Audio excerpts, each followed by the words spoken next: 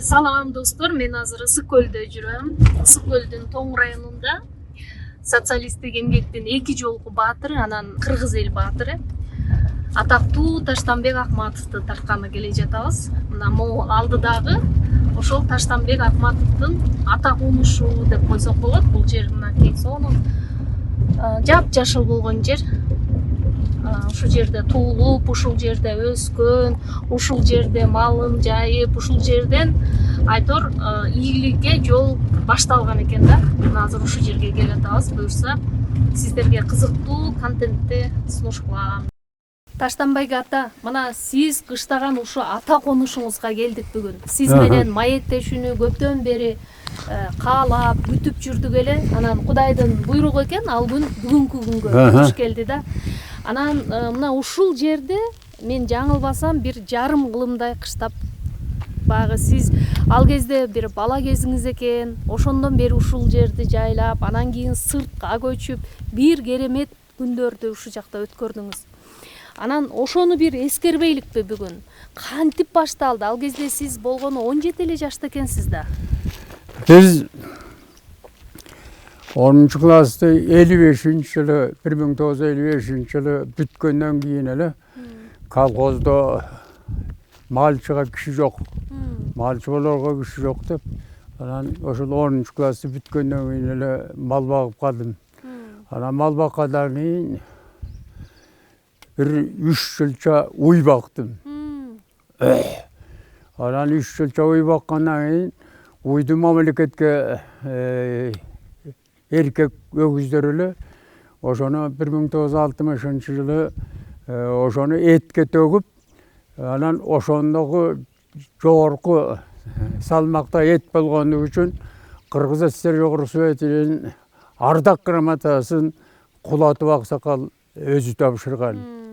Anan ele öküzdü tapşırıp ketkenden ele men ilim adamurun bir yılça çaban men bolup durdum. Eköneten uygadagı koygadagı. Anan ilim armiyaga ketem degende ele ошол жылы эле ушул койду кайра бет такай багып калдым.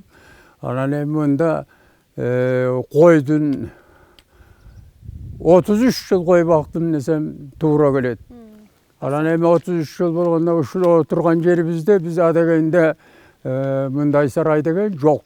Жөн эле таш курагы, намабыраки күнгөйлөрдөгү таш кураларга ошол жерге кой туудуруп, анан улам мал чарбасын өстүрүүдөгү талап күчөгөн сайын өстөнүн эсебинен койду көбөйтөбүз деген жогорку биздин жетекчилердин андан жогорку жетекчилерге берген удаасынын негизинде анан бизге шарт түзө баштап, ушул кашарлар менен мабыраки эски кашарлар ошол мен 63-cü жылдардан баштап анан 65-ci жылдарда ушуларды ушундай эски кашарга оя кийин салынды жөн аркылуу таш кoro эме болчу.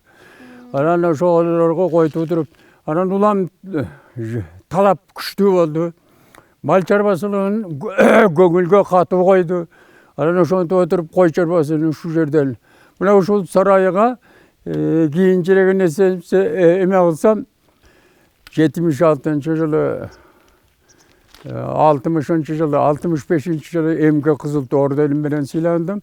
Анан 70-ci жылы Ленин орденин менен сыйландым. Анан 76-cı жылы социалисттик эмгектин баатырын биринчи жолу алдым. Ошондо эң биринчи баатыр болгонуңузда канча жашта болуп атасыз? Эми ал жаш жөнүндө эсепте жок эле жанагы эле оюбуз эмгекте болуп калган. Канчада экенимди да билбей калдым. Анан 76-cı жылдан 1986-cı жылга чейин ар бир 100 бар койдон 186дан козу 5 килограммдан жүн алып берип. Таштанбек ата, айтыңызчы, могул ушунун баардыгы мындай аябагандай чоң эмгек болду да, туурабы? Анан сиз бир эмес, эки жолу баатыр болдуңуз. Анан көптөр айтышчу да, ой, Таштанбек өзүнүн коюн эле тиги мамлекеттин коюна кошуп, анан ушундай планды ашыгы менен аткарып атат депчи. Чындыгында эле бул демек ошо мамлекеттин планын аткарайын деген ошондой бир патриоттук сезимби же бу атак даңкка жетүүнүн бир аракети беле? Бул сенин сөзүңдө кеп бар. Жанагы республика боюнча жылында бир кой чарбасын өстүрүү жөнүндө канткенде өстүрөбүз деп кеңеши болот дебедимби? Анан ошондо тетиги Чаткалдан Чойбеков деген чыккан. Мен 100-үнө 190дон алып берем деп. Анан кийин ал ошондо 2 жыл сүйлөдү, анан кийинки жылы өндөн өчүп калды. Эмне десең, ар ким бир кимдин коюн алыптыр дагы 40-га келгенде койду таппай калып, буунуп өлүп калды. Анан мына ал эгерде өзүңдүн колуң менен болбосо, бирөө оң сүйлөбөйт, оң карабайт, ошону көрө албайт. Ошондуктан жана мен эмне үчүн айтып атам? Оргочордун малынын асылдуулугу бар. Андан эгиз тууп көргөн. Анан мен эгиз тууп аткан кой тууп атканда төрөтүүнөн 90 күн төрөтүүнөн чыкпайбын. Эмне десең, ошо төрөтүүндөгү козулар кой жаңыдан тууп атканда эле койго жалатпайм козуну. Аны шак эле тиги бөлмөгө, кичинекей бөлмөгө козуну салып коем. Ошо салардын алдында бир кашык сары май берем. Ал сары май эмне үчүн десе, ошол эң биринчи тамактын таттуусун, анан сүт эмгенге өзүнүн рефлексин жөндөмдөйт. Анан ал эмне үчүн эмеге салып коесуң деген сөз болот да. Ошол кичинекей клеткалардын ичине 7-8ден салам да, ичине койдун кургаккыгын салам. Мунун баардыгын өзүңүз иштеп чыккан ыкма. Анан турмушу үйрөтүп атпайбы? Ага ал турмушу үйрөтүп атпайбы? Анан ошол жарым саатта ошо чамбүйүң болуп отурганда эле тигил биринин чаранасы бири кайсы экендигин кой өзү жете биле албай калат. Баары эле бир жет болот. Андыктан жанагы эгиз тууган койлордун баарынын сүтү келем болбойт. А кээ бир жалкы тууган койлордун сүтү жакшы болот. Ошондуктан эки кичинекей козуну жалкы тууган койго бала кылып, жалкы туугандыкын эгизге бала кылып айырып баштап, ошо төрөтүүнөн башталат эмгектин баары. Анан ошол кезде тиги сенин жытың менин жытымдыбай эле жанагы чарананын баары биригип, койдун кыгы менен болгондон кийин баардык чарана бирдей болуп калат дагы, өз баласы деп ала берет. Ошондо 2 жолу социалисттик эмгектин баатыры болдуңуз да. Мунун баардыгы баягы 90-жылдарга чейин болот. Ооба. Анан сиз ал кезде ушул сиздин тажрыйбаны жайылтабыз деген нерсе бар болчу да, көбүрөөкчү, туурабы? Анан сиз кантип ошонун баарына жетиштиңиз? Сиздин малчылар, сакмалчылар көп болду. Өзүңүз эле мынтип үстүнө башкарып турдуңузбу же өзүңүз кошо иштечү элеңиз? Эң биринчи эмгек керек. Экинчи талант керек. Үчүнчүсү ар бир иштин өзүн расписание түзүш керек. Кайсы мезгилде эмнени эмзеп, кайсы мезгилде эмнени эмзеп, экинчи, үчүнчү эмзеп. Мен болгону 500 койго 10дон сакмал берилсе, 1500 койго 16 эле сакмал менен иштедим. Ошондо 100 бир суткада 100 кой тууп, 100дүн 88 болсо жетишип аттык. Ал эми бир суткада 120 кой тууп, 108 болгондо, мына ошондо көрүңүз. Эми ошондогу элге мен ушунчалык ыраазы болом деп сакмалчыларыма. Өзүмдүн оюм менен да, жалым менен да бүгүн ыраазы болом. Ушул 24 сааттын ичинде 4 маал жарым сааттан гана убакыт табак жете, андан башканы бар эле ушул жумушта. Эми ошол адам кантип ошого чыдаган? Ошол адамдын эң биринчи бирине болгон абийири. Экинчи болгону ошо мен сүйлөгөн сөзүмдөгү эмгеги кызыккандыр. Анан үчүнчү ошол эмгеги жана ошо эмгек акча алып атпайбы. Мен ошондой кызыктуулар менен жалын сабап иштеген. Азыр бүгүнкү күндө анын 100-үнүн бирин иштебейт.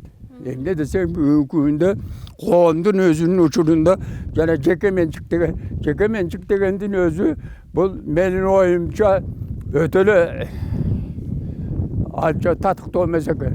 Коомчулукка ушуну эстеген сайын илинде таба 1000 мерте ыраазы болом. Элди коллективизация, элди колхоз сопкозго, элди бириктирип, Антеген себебі мына жеке меншіктерін мен деле көріп атам.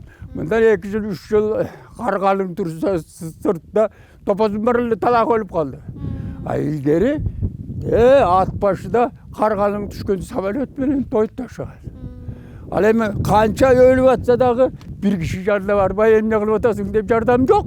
Өзүң менен өзүң карабайсың. А коллектив болсо ошончолук оор жумушка, ошончолук керектүү жумушка бирдиктүү күч менен жардамдашчу. Мына ошо. Таштанбек ата, могул мына азыр биз сарайларыңыздын жанында турабыз да. Анан ушул жерде сиз ошол миңдеген тубар койду туудуруп, ушул жерден карадыңыз да, туурабы? Анан баягы эгемендүүлүккө жетишкенден кийин ошол чарбалардын бардыгы жеке чарбаларга өтүп кетти, туурабы? Ошол койду бөлүп кетти да. Бөлүп кетти да. Анан өзүңүзчө калганда канча кой менен калдыңыз? Ал сеники көп, меники аз деген эмес. Колхоздо болгон жерди дагы, малды дагы душка бөлгөн. Ошондо канча калды? Анан ошол бизге 48 сотуктен жер тийген душ башына. Анан эсимде жок, кой киши башына койду дагы ылайыкташтырып бөлгөн, ал эсиме чыгып кетти. Анан ушул жерде кийин эле өстүрдүңүз. Иә. Ушул жерде эле малыңызды көбөйттүңүз, ушул жерде чарбаны башкарып калдыңыз. Ооба. Тигил эски сарайда чак салынды дебедикпи? Ооба. Анан жана иргелештиргенде 1500 кой ушунун ичинде тууп турбады, чөкө. Анан ал улам чоңойгонун башка бир 20 күндөн өткөнүн улам бөлүп туруп анан эме кылдык да. Ооба. Болбосо 1500 койдун ошондо 30дан болгондо дагы 1800 козу болуп атпайбы? Ал кайда батат анан? Туура. Ошон үчүн аны 20 күн багып, анан жанакы 3 атарга улам атарлап салы боюнча бөлүп турдук да. Азыр эми тиги канча мал багып атасыз? Иә. Канча мал багып атасыз? 200дөн ашыгыраак топоз бар. Ошол 160-170 жылкы бар. Жакшы. Өзүңүз бардыгын билесиз. Багы эме деп коет го, малды мындай жонунан байкап кайсы эмне билет болушуңуз керек. Таанып, Жонунан эмес, малдын көзүнөн байкалат. Көзүнөн.Оорлугу мал, же тирүү мал, ошонун көзү менен кулагы айтып турат. Көрдүңүзбү? Канчалык кулагы тирүү текчеп турса, ошончолук дени таза. Ал эми өстүрөгөн койду өзү эле көрүнүшү көрүнүп турат. Мен сасы болуп калдым деп. Азыр деген мал деген мындай сапаты начарлап кетти деп атышпайбы? Азыркы учурдачы чынбы ушул? Мурункуга салыштырмалуучу? Асыл тукумдуулугу азайып кетти деп. Жок. Эң биринчи сиздерге мурда айттым. А дегенде кызыгуу керек. Анан эмгек кылыш керек деп. Анан эми азыр эл кызыкпаган эмне үчүн? Бири-бирине жардамы жугуму жок. Өзү куурап атабы, алпырышып атабы, өлтүрүп атабы, өзү менен өзү. Анан эмне үчүн кызыгуу жок? Ошону илгери биз мамлекетке кыймылганын тапшырып турганда мамлекет баалап турчу. Азыр жеке өлүп атабы, жирип атабы бирөө да карабайт. Туура. Көрдүңүзбү элбасы эмнеке? Ал жана коллективдештирүү деген кайрада айтып коеюн. Ленин менен Сталин атага азыр дагы 1000 мәртебе ыраазымын.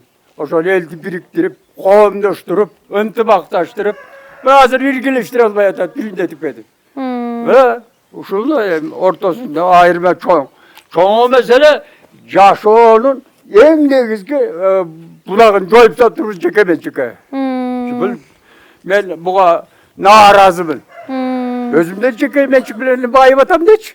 Мен бирок жалпы жаратылыштын кубулушу менен элдин эмгекке болгон кызыгуусу такыр башка болуп калды.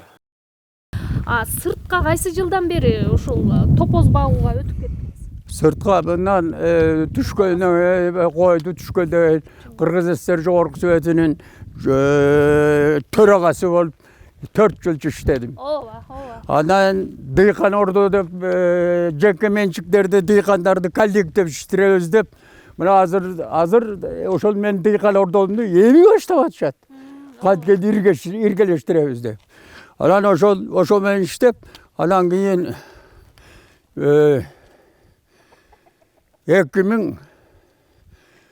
2003-yıl sırtqa barıp başladık. 2003-yıl sırtqa bargan eken. Hazır 2023 boldu, 22 yıl bolmadı bu. Ошо жайы деле, кышы деле сырттасыз. Ооба, азыр деле ошо сыртта. Көңүлүңүзбү кандай эми жашоо ал жакта? Баардык шартын түзүп алган дешет. Деле шаар болуп калса. Эң негизгиси мындай деп түшүнсө болот да. Кайсы жумуш болбосун адам ошого кызыгуу керек. Туура. Ошол кызыккан ишинин негизине жетиш үчүн эмгек керек. Анан кийин болот. Анан азыр дагы мынакей топозду сурап калдым. Азыр ушул Кыргызстан эмес дүйнөдө кара топоз болуп келген да. Эми азыр атар боюнча ак топозго айланды. Кантип айландыңыз ошо? Ошо эмгек ушул менен. Бул дагы бул сиздин ойлоп табылды да. Ойлоп тапкан дагы ал бирок өзүр 22 жылдын кеминде 17-18 жылы ушул кара топозду агартыш үчүн талпынып эмгек кылдык. Ал бир күндө болчу жумуш эмес. Эгерде коеңду болсо, анын уругун, анын сапатын кол менен уруктандырсаң 3 жылда пародо жасап аласың. Ал эми бул топозду же кармалбайт, жарым жапайы. Анан ушун үчүн мөөлөт убакытты көпкө созуктурган ошол. Ал бир күндө болбойт. А кээ бир айтат, ой а дегенде эле тиги караларын жоготуп салбайсызбы? Ойлоной. Кара жоготкондо акты ким тууйт? Ошо кара тууп атпайбы дегенде акты. Деп атам да, анан ошентип түшүндүрөм. А болбосо шакалы асмандан эле бир ак түшүп калгандай андай болбойт. Азыр ошол ак топоздоруңуз бул жапайы болуп эле жайытта да көбүрөөк. Жайытта, күндүн эле жайытта. Аны кантип канчага көбөйтө алдыңыз? Анан эми ал жакшы болду. Эми мунун жапайычылыгынын дагы бир жаманчатак жери ошол агартайын десең түн ичинде капкайдагы топоз жыты менен уурданып барат дагы тиги урукту бузуп коюп атат. Анан аны шакала кармайбыз дагы. Алар кандалбайт. Ал айдаса кетпейт. Ошондуктан 2 утун тушап салабыз. Анан 2 утун тушаганда уруктан аралбай калат да. Ал эмнеси менен айырмаланат экен ак топоз? Жана буну ошо сиздин ыкманы колдонгондор барбы башкалар дагы? Ал өзү көп сөз. Бүчүн кыргыз баласы адеп бешиктен төрөлгөндө айланайын ак бөбөк, ак бешикке жат бөбөк, арамдык кылба, арам жагына барба, ал дейлеп деп ошону өстүрөт. Ал эми мен 33 жыл ак койду баксам мага түсү дагы ошончолук кымбат. Ошон үчүн ошол ак койдун аягы менен жүрүп өтүрүп ак топозго айландырдым. Башкалар барбы ушу сизден сурап келип өстүрөйүн дегендер? Жок, биринде эми кызыгып атат. Себеби ал телевизордон чыгып, анын жүрүм турумун аны телевизордон көрбөсө, ооз деген сөзгө ишенбейт. Жок, анан эмнеси менен айырмаланат экен ак менен кара топоз? Ак менен каран татуу же эмнеси? Ак менен кара топоздун анын да бир чоң касиети бар. Бабыраки жайдын күнү ультрафиолетовый луч деген бар. Нур. Ошону өз денесине ак жугузбайт. Жүнүнөн чагылдырып турат. Анан ошо жүнүнөн чагылдыргандан кийин дигинин денеси анан бизге берген этинин таттуулугу анан ошол дарычылыгы да көбүрөөк. Ушундай көп жактар бар. А буну айта келсе эч ким ишенбейт. Таң калдып атат. Айта келсе эч ким ишенбейт. Ал эми качан турмушунда көрүп, турмушунда ошону жасап көргөн киши анан эме кылат. Жөн эле кишинин баарына бирдеме кылып кеңеш уксаң, азыр ал жакта кыйын эмеспи сизге жашоочу? Баары бир бийиктик, эме кыш суук, катаал дегендейчи. Анан сизди минтип айтышы мүмкүн, ай, бояк эле кел деп балдарыңыз айтып. Ал калыптанып калган кишиге илгертип эле ошо сырткычтагандар бар да. Анан азыр эмне десең, адамдын турмушун ушул күндө көрө албаган көп. Туура. Эмне десең, менин ошого кышкы сактаган, тойтумду кышкы сактаган эмне жөөлөп дагы, жаман көрүнүп дагы ошо жайыттагы чөптү ототуп жетирип кеткенге азыр бүгүн дагы оор мезгил ушул болуп турат.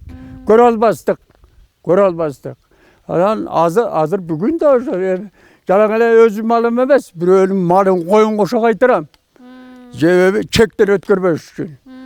Атиги чөптү жеп койгондо, маселен ошондо 50 сантиметр карда 50 градус сууукта курсагы малдын курсагы тоюп турса эч моюн бербейт.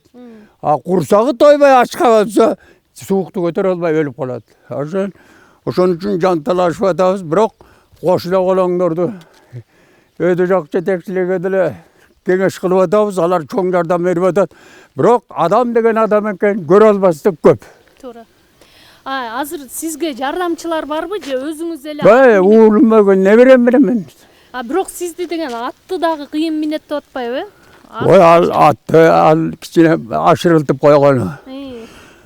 Үйдөн текчеге мингизип, балдар мингизип коет. 2-3 саат аланы кыдырып келем дагы, анан аттан көшөт, балдар түшүрөт. Себеби бутум илинип калса карган кишини ат сүйрөп кетеби деп балдар чакырып өздөрү колу менен түшүрүп турат. Анан мен мурда 6 саат, 7 саат, 8 саат бастырсам да эчтеке эмес. Бул кары деген карылык экен, каруу кеткен негизи ошол баарынан чек белеп карата турбайбы? Ошондуктан мен ошол 2 саат, 3 саатты божомолдоп талага түшө албайм, таладан атка мине албайм. Анан үйгө келип түшөм, үйдө балдар мингизип коет. Сиз менен сүйлөшүп атып бир нерсени байкадым да, мындай сиз баягы албетте баягы өзүңүз айткандай жаш курак деп атасыз. Колуңузда таяк болгон менен акыл эсиңиздин тунуктугу, ошол канча жыл мурункуну күнү бүгүнкүдөй эстеп атасыз. Анан ушунун дагы бир өзгөчө билбейм, же мурунку кишилердин сөөгү таза, акылы тунук болобу, бир сыры барбы? Же таза тамак таба? Кызым, мени мактап койдуң. Бул өзү жана башында айтпадым беле. Барлык тартка даба табылат, карылыкка даба жок деп Мухаммед алейхисаламдын өзүнүн сөзү бар. Дили алганда. Ал эмне десең, адам карганда барлык организмдеги, денедеги булчугеттердин баарын жоготуп отуруп эле сөккө тери тарамыш тургандан кийин жанагы таяк алып токтонбой басып калганда ошол экен. А жанагы булчугеттер ал көрсө тирөөчү экен. Адам тирөө чыгарып турган. Аны мактап койдуң дегендегим ал ошол карылык келгенден кийин өзүнөн өзү чеги бүттү деген сөз экен да. Жок, бардыгы жакшы. Кандай мындай өзгөчө бир рецептиңиз барбы? Кандай тамактанасыз? Ал унутпай койбой деген, мен эртең менен бирөөнүн атын сурасам, же 1-2 саат мурда сурасам деле ат эсиме чыгып кетет. Баягы сезим жок, эмет жок. Аны канча мактасаң деле карылыкка келгенде ал макташка болбойт, жок. Ал карылык бар. Карылык мындай жакшы карыш үчүн эмне кылыш керек деп ойлоп калдыңыз азыр? Карылык болуш үчүн сиз өңдүү бул балдар менен көбүрөөк кыжыңдашпай талаага чыгып алаксып кетиш керек. Эч ким менен эме кылбай. Себеби сөздөн сөз улап отуруп туура эмес сөздөр чыга берет. Каргы жаш өткөндө таарынчак болуп калат бекен жаны? Ал чындык. Чындыкпы? Ал чындык. Балдарыңыз ушул мал чарбасына аралашкандары барбы азыр? Бул неберемдин колунда мында эме. Мына бабарак уулумдун баласы ошол неберемдин колунда чөбөрөлөрүмдү жуттап калаат алып калат. Ал ата деп мойнумдан кучактап чуркап келишет. Андан мага кызыктуу азыр эчтеке жок. Ошого ыраазы болом, сүйүнөм.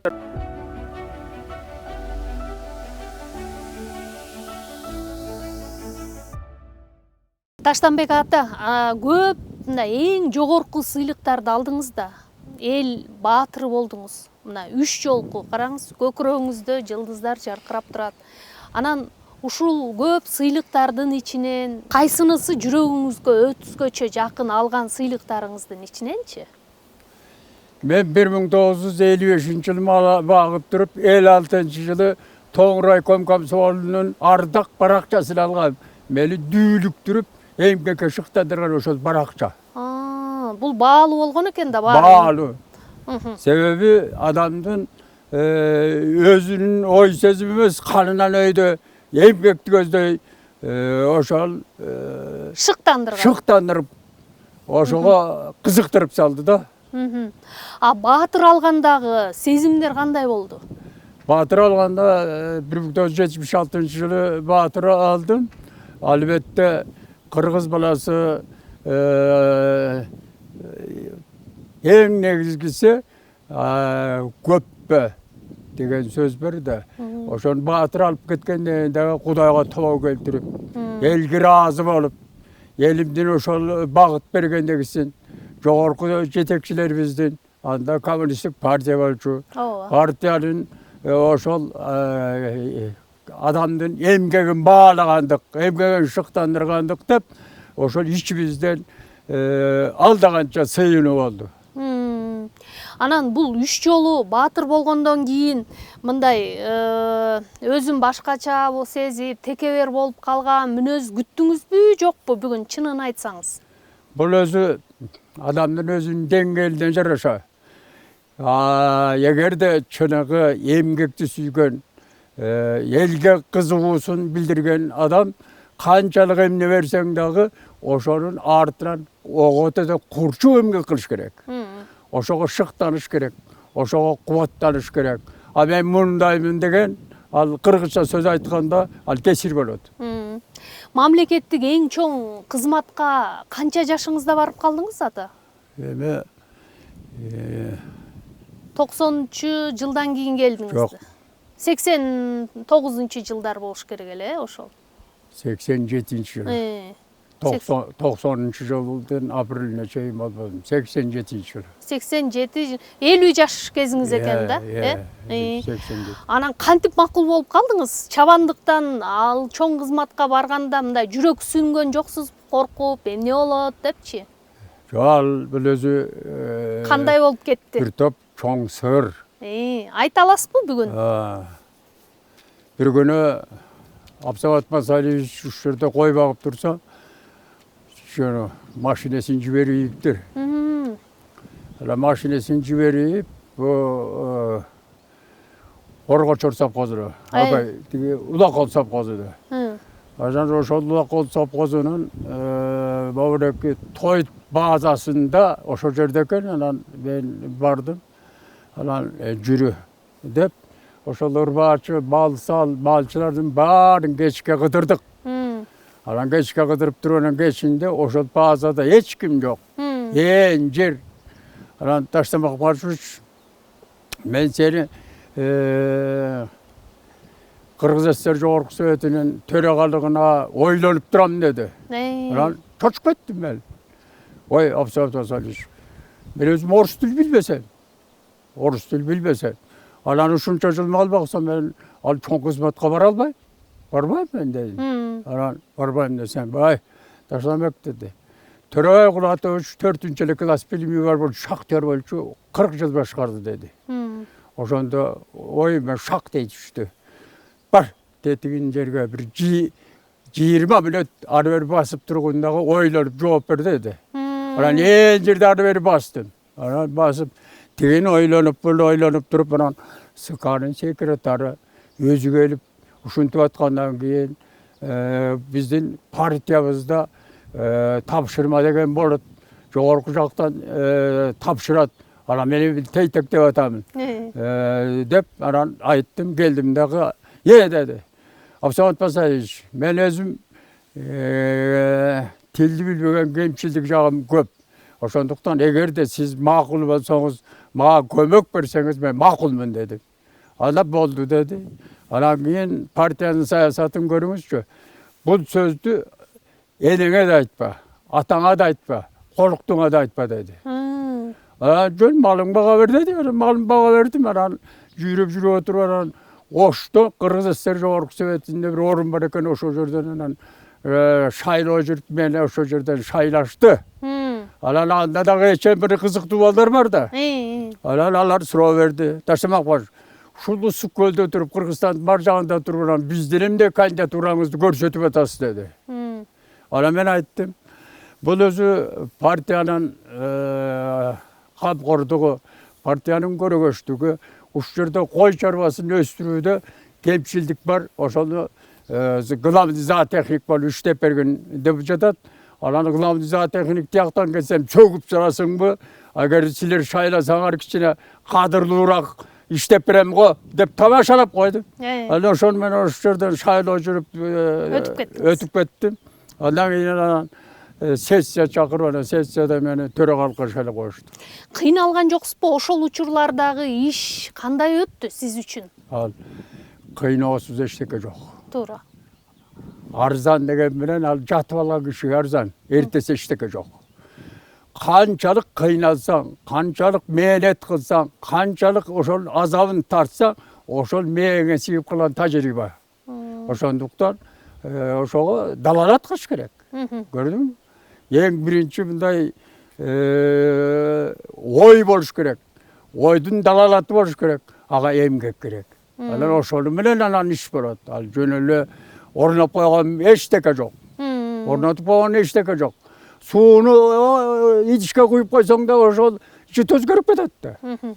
Ошондуктан Ошондой болуп, баягы төрага болуп иштеп аткан кезиңизде анан ошо карапайым жашооңузду, чабандыкты сагынып мындай кетсем деген учурлар болдубу, болгон жокпу? Чынын айтыңыз. Карапайым жашоо деген мен көп жыл эл менен чогуу сакыңалчы, балчы болуп, киши күчү менен эл менен бирдикте иштеп калган киши мага жеңил болду дагы. Ошол жерде аппараттан бир кишини өзгөртпөй туруп, аппарат менен бир иштедим. Бирөөнү тигиндей мындай деп эме болду. Жөнөкөй болдуңуз, Жөнөкөй эл менен. Анан анда деле элди өзүңө тарта турган жылуу сөз керек. А мындай кызмат боюнча чокчоңдосоң сага бок да жок. Тескери айтып койдум, Жок, ошону өчүрүп сал анан. Ушушуден ошол сөз чыгат деп өчүрүп сал. Ооба, макул, улантып бериңиз. Башка. Андай кылган жоксуз, жөнөкөй болдуңуз, Жок. 2 жыл иштеп койдуңуз, ал жакта? Жок. 87-жыл иштедим. 88 90 апрелге чейин иштедим. 3 жыл иштеп койдуңуз. 3 жыл. Анан эгерде анда эме Москвадан Горбачев партиядан мурун жогорку советтин төрагалыгына сессия чакырып туруп, төрагалыгына өткөндөн кийин ошол ылдыйлап келип бизди дагы ошол кезге Масалиевке төрагалык туура келип калды дагы. Анан ошондой коомдун кубулушу дейбизби, же ошол мезгилдин өткөл кези дейбизби, ошол учурлардан бирине бири шайкеш келип анан ошондой иш болду да. Анда деле Масалиев айтты, Таштамак жогору жакта ушундай уюшуруп калгандан кийин ошол туура келип атат, болбосо кол атып деле 40 жылга жакын иштеген деди. Мен макул болдум. Сиз ошол учурларда аябагандай укмуш иштерман, укмуш генийлер менен иштедиңиз да. Ал кезде кандай үлкөн мамлекеттик кызматкерлер болгон, ошо Кыргызстандын мындай түптөлүшүнө, калыптанышына эмгек кылган кишилер менен мындай замандаш болдуңуз да. Анан ошолордун кимисинен көбүрөөк сабак алдыңыз, кимисинен көбүрөөк таалим алып үйрөндүңүз? Мен мал чарбасын өстүрүү боюнча айыл чарбасында Арыстанбек Дүйшөбүчтөн мыкты адам жок. Ал кезде эмне үчүн мыкты? Бир ишти баштаардан мурда ошол эмне менен бүтөт? Анын тереңдиги кайда? Ал ким аркылуу бүтөт? Ошого уюшулган министерство болобу, уюм болобу, ошол сунушка киргизгенден баарын чогултуп алып туруп, иштин үстүнө чогултуп кеңешип туруп, анан планга киргизчү. Анда план бар болчу да. Ал плансыз иш жүрчү эмес. Пландуу экономика деген бар эмеспи? Пландуу экономика. Анан кийин иш жүрүп кетчү, негиз чыгычу. Анан ал жөн эле мындай көрөгөй эле бир немени кыйкыра берген менен иш чыкпайт. Ал кыйкырыштын алдында эмне жатат, артында эмне жатат? Ал кыйкырып бүткөндөн кийин эмне болот? Мына ошолорго жооп бериш керек. Анан ошондо иш болот.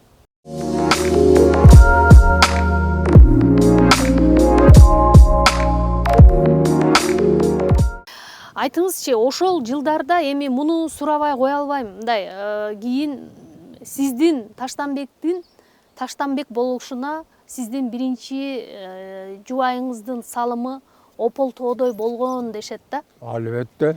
Анан бүгүн ошол күндөрдү кантип эстейсиз? Сизге эмне салым кошту? Кандай жашоону кечирдиңер? Бул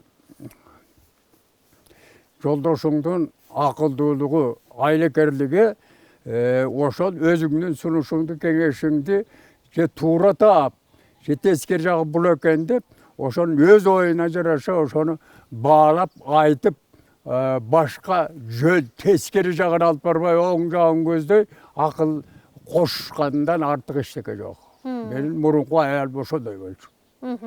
Канча жыл бирге жашадыңыз? Көп жыл бирге жашадык да. Азыр мына эми биз жана айттык эле, ушул сиз мал багып кенедеңизде малга аралашканы ушул сизге арка жөлөк болгон, бул сиздин кемпириңиз экен биринчи. Анан эми тагдыр экен да көз өтүп кетиптир. Андан бери кыйла жыл өттү. Азыр бул атайын ушул үйдү, бул мурунку жашаган үйүңүздөр окшойт э? Ооба.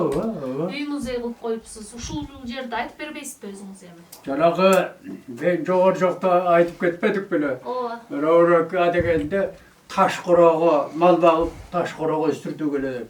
Андан кийин ушул 63-65 жылдарда ошол жерде көчүп келгенден кийин жакы эски сарайда койдурдук.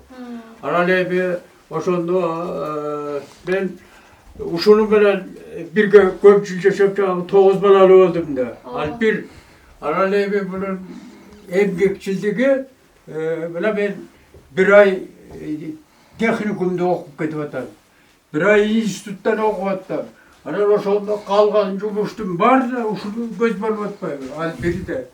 Экинчиси жанагы сакмалдалганда өзү сакмалчы болуп иштеп атпайбы. Сакмалчы болуп. Анан анын чоң үй бүлөлүк мааниси чоң да. Себеби ар бир сакмалчынын күндөлүгүндөгү кайсы күнү кайсы дежурга турду, канча койду эгиз тууду, канча жалкы номурдан номурга чейин ар биринин өзүнө белгилүү да. Анан кийин бу дагы өзүнө белгилүү болуп атпайбы. Назира кызым уюштурду да ушунун баарын. Кийим кечеси, кийим кечеси, буюм бачасы, идиш аягы кошо ошол кезде биз пайдаланган. Ошонун баарын бешиктен бери коюп коюптур да. Көргөзмө кылып коюп атпайбы, бира. Илгерки бешиктен бери коюптур. Бешик, ушул балдар ушул бешикке чоңойду. Ушул бешикке чоңойгонбу? Балдардын баары ушул бешикке чоңойбоду. Ушул бир сөздү баштап. Анан аябай муз болгон дейли. Жана мен эме айтпадым беле жогору жакта. Бул ак коодо канча билөөң болсо ошончо жууш табылат деп. Ал эми ушул үй бүлөдө кенедейден чоңойгончу чейин баары жууш менен кабыс болду.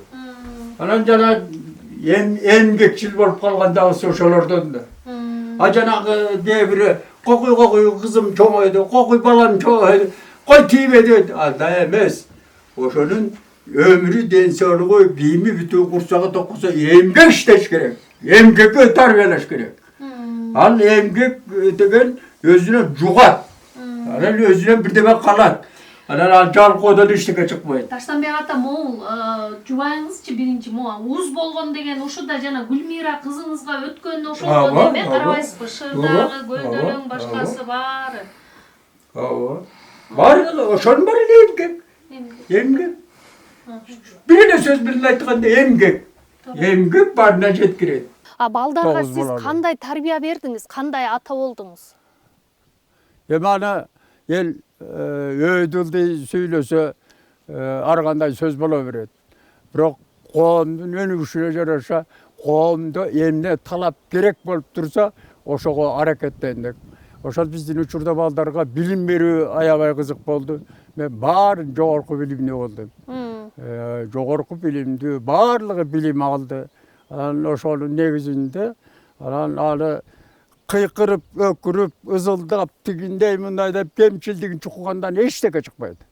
Ошого акыл керек, ошого жооштук керек, ошого мамиле керек, ошого тынчтык керек. Анан ошону менен иш чыгат. Бул жерди ушундай бир чакан бир шаарча кылып аткан экен да. Бул кимдин идеясы, көрсөтпөйсүзбү? Кыдырып бир көрөлү. Келиңиз. Менде уулу неберем сыртта да. Ошонун папасы Баатырбек. Баатырбек. Муну мен Баатырбек Oğluma sizlerden gözüngörçe razı bolgondugum bul atanın mehnetin, atanın emgegin, dalalatın oşonu kanday kılıp ulantam. Emne kılıp şola juğuzam degen oy gelip ana janky qoomdun bugünkü önügüşü, qoomdun bugünkü turmuşu atkan intrusтерди çoğutup bayraldırıp alan oşoga şart түзүш үчүн ушул боз үйлөрдү тигип отурат. Эми могу жерде сөздүн аралчысында айтып кете турган сөз бул өзү жанагы мели канча сыйлык менен сыймыкка бөлөнсө дагы мунун кичине керемет жери бар. Эмне үчүн десең, ушул көрүп турган тоонун башында Мазар булак деген касиеттүү суу бар. Ошол Мазар булактан бери карата ушундай аба түнкүсүн кечкиси келип турат. Ал эми мынакей биякты карасаң, багыракай аңыракайдан касиеттүү сүккөлүбүздүн абасы уруп турат. Анан жанагы пейзаж боюнча деле, абанын климаты боюнча деле ушул жердин өзгөчөлүктөрү ылайык. Ошондуктан жанагы туристтер келип кызыгып, антип инткени эң негизги аба менен жерди кызыгуусунда. Ana ошолорго жараша эмгек менен ушул аракетти түзүп ошону жана эл катарлы тырмалап ушуну уюштурганына мен деле ыраазымын. Себеби тетиге эшиктен кирип чыга калаганда кээ бир мыкты чабандардын сарайы эмес ташы да жок. Туура. Анан эми ушул менин эмгегимди мен ал уулума айткамын. Эң биринчи сарайга тийбе. Экинчи ак койдон үзүлбө. Менин көзүм өтпөйүнчө ошол ак кой ушунча даражага жеткирди деп. Анан кийин ошол ушул жердин мындай адам баласына дем алганда абанын жугуму адамга ушунчалык керемет жери бар да. Ошол үчүн ал андан мындан көрөбүз. Жердин өзүндө да керемет бар. Туура. Жердин өзүндө да керемет бар. Анан ошондуктан ушул жер ылайык келип, анан ишти жөндөп кеткенге абада түрткү болуп атпайбы? Жаратылыш түрткү болуп атпайбы? Мына бабыракы карагайларды тиги жетегиздин лес козунан ата бир топоз бергин. Мен карагайдын үйрөнүн алып келейин дегенден ала кой, ал деген. Ana bu жерге алып келип, жүздөн ашык көчөттү алып келип, 1 жыл 2 жылча көчөтүн өстүрүп, анан мына карагайды карачы. Эмне деген керемет, бөгөргө карагайдын абасы.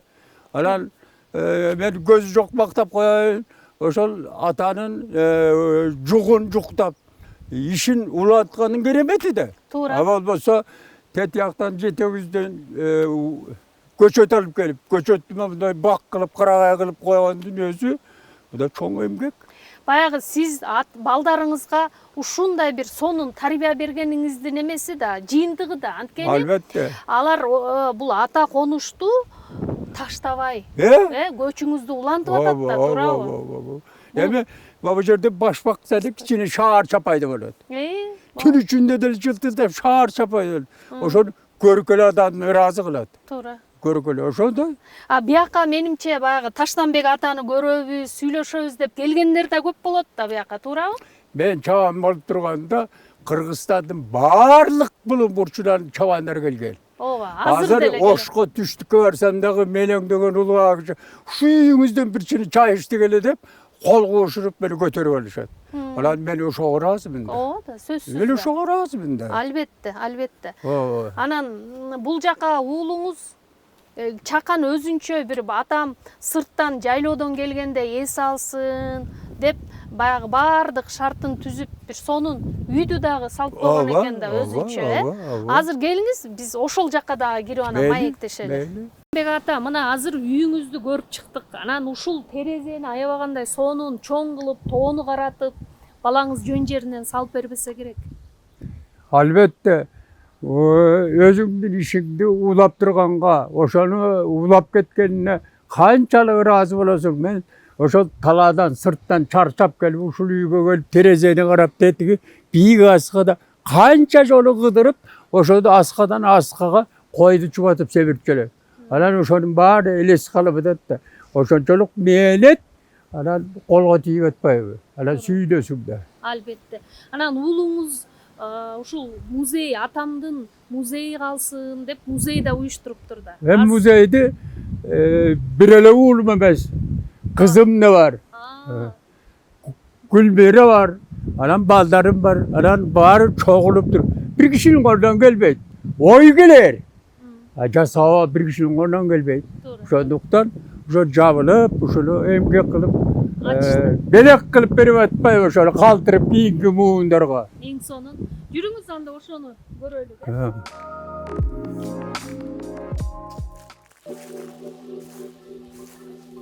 Ата, бул музейди ачканына канча жыл болуп калды? Ömer uyuşturup antitkende bir top jıl bolup kaldı. Tak baldara aytpasa Ömer. Жүрүңүз анда көрсөтүңүз кандай эмнелер коюлду? Uyuşturulganı. Üçüncü geroydu tapşırıp atkanı akşam vardı. Бул Залкар жазуучу Айтматов менен түшкөн сүрөтүңүз экен. Ава. Бул кезде жашыраак бир 50 жаштагы кезиңиз окшойт, депутат кезиңиz го дейм. Ава. Жүрүңүз анда бул жакты көрөлү. Pakırışkı менен түшкөн сүрөттө бар эле жок го деди. Советтер Союзунун 3 жол кубатырып Pakırışkı менен түшкөн сүрөт бар эле. Ал жок экен. Тетиги сүрөттө канча жаштасыз? Ой, айта албайм эле. Жаш экенсиз ая. Ошо кичине кезден тартып эле сүрөткө түшүп атып аны так айта албайм.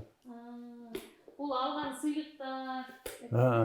Мына бул радиону окшойсуз, Ооба, мурунку адеп берилген эмелерде анда биз дегенде электр энергиясы жок. Мындай эмеси жоктор кезде анан кийин чыгып калды радио, телефон, арамалардын баары. Ошо кийин улам. Болбосо биздин адеп эме болго чабан болуп турганда жок да, эчтеке жок. Могул жерге отуруп эмне иштечү элеңиз ушул столдо? Тетиги китептерди мен жасап атпайбы, караса.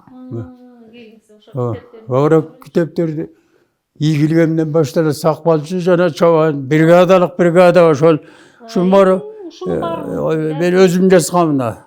Мына коллективдүү подряддын артында кой багуунун өзгөчөлүгү дейт да. Новатор чабан дейт. Мынакей. Ой. Ийгилик эмнеден башталат, Таштанбек Акматов деген сонун китептер экен. Моорекини эстеп атам. Бул дүрбүңүз экен, Койду карап. Койду карап, тимиткен. Урунган дүрбүдө. Туура. Бул сиз минген аттын ээри экен, Ооба, ээр токум. Ооба. Могул карышкырбы же түлкүбү? Карышкыр. Зор карышкыр турбайбы? Карышкырды көп атып калдыңызбы? Карышкырда эме? Көп атчу белеңиз, мергенчи белеңиз мыкты. Мергенчи болчу, анан ал бул балдар атты. Балдар. Ал ушу Батырбек мени тартып бергенчи да. Мергенчи. Сонун бул жака туристтер көп келет болуш керек, көөлөп, көрүп, таанышып, сымда.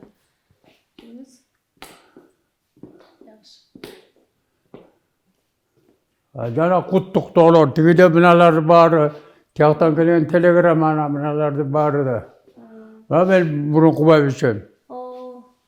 Аябай тың болгон дейт, аябай. Ошол мен жыйналыш тияка кеткенде бүт эле ушул айтып болот да. Болбосо бул ак кой үй бүлөгүңдө канча туш болсо ошончо жумушта болот. Антеген бейкарым алды. Ал жалаң кол менен өспөсө жүнү жок. Чогултуп койсоң ушуга 100 коз коюп койсоң астын өтүрүп турат, тебелип өтүрүп. Мен институтты бүтүп ажатканда бригадалык подряд деген эмени уюштурган менмин да. Анан ошондо тиги дипломдук эмени жактап атканда ошондон жактап атырганда академик Кулушугун эмне кол койсо калган комиссиялар так ошонун баасын коет экен да. Анан мен чабан болуп туруп ушунчалык ийгиликке жеттик. Эми мындай муну бүткөндө эмне болосуң деди. Анан мен айттым, ben ömür boyu çoğan bolom desem çalkasını ketip baradat. Ana ben ayttım. Ben partiyanın saldatımın. Partiya kanday poruşeni verirse bu polunam. O dedi da. Hadi beni 5 koyup yürümeyin. Gördün bir ele söz. Сонун.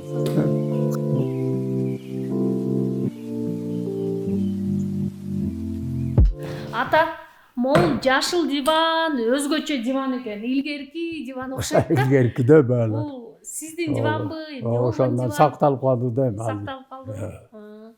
Анан Adam öyle kılıp ötüp etmedi. айтпаңыз. Анан ушул музейге мындай келгенде бул жерден бат-бат кирип турасызбы ушу музейиңизге? Tabi özümden bat gelmeyin de. Э, Gelgende girip duram. э. Al gelgende girip durat deseng. Şol gevirde gıdıratap geletkanna. Men bağı turmuşumda emne olgan eleşler gayrı görünüp durat da. Айтыңызчы, мисалы сиз баардык ушунчалык бир өтөлгөлүү, үлгүлүү өмүр сүрдүңүз да. Анан өткөнгө ушул жашка келип, артканы карап, мындай өкүнгөнүңүз болгон жокпу? Эмнеге өкүндүңүз? Adam ökünbey koybaydı da. Эмнеге өкүнөсүз? Benim için 13 klasta Orusça okuvatkanda oşol Orus dildi jakşı jattagan jokmун деп ökünöm. Orus dildi eger bilsem, hazır delе ökünöm. Eger Orus dildi oşonço jakşı süyley bilip oşonu emeğe kılıp bilgenimde köp nerseden kuru kaldım da. Bu çoğu nersede. Kolunun oşol önügüşünde jalangale hazır bugün emas oşo gözde dagı Orus dildiler ötüp ketip atpayбы. Алдыға сүрөп кетип атпайбы.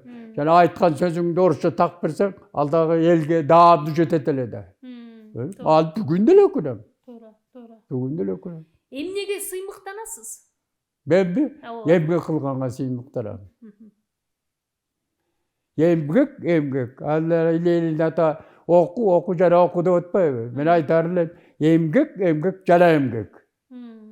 Эмгек гана эрезеге жетет. Эрезеге жеткирет да. Ойлонуп эмгек кылыш керек. Ал эмгек кылып эле чабалактап иштеп коюп мен иштедим деген жарабайт.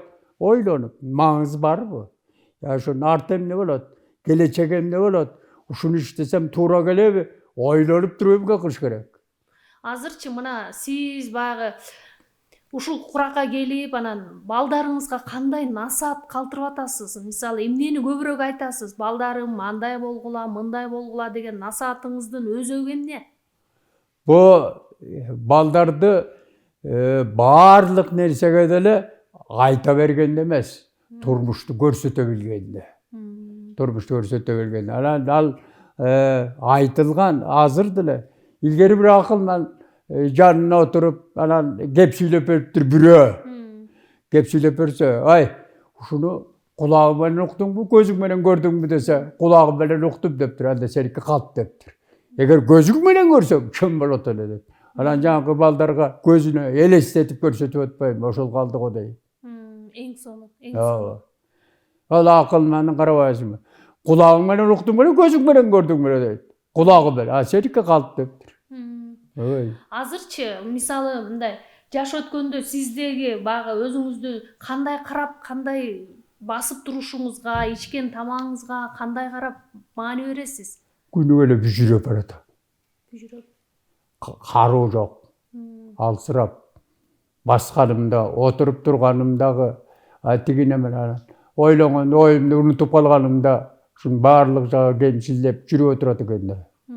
Ал жанагы абдан картайганда мындай тышкы формасы болгон менен ичкисинин баарынан ажырап туруп карайт тура.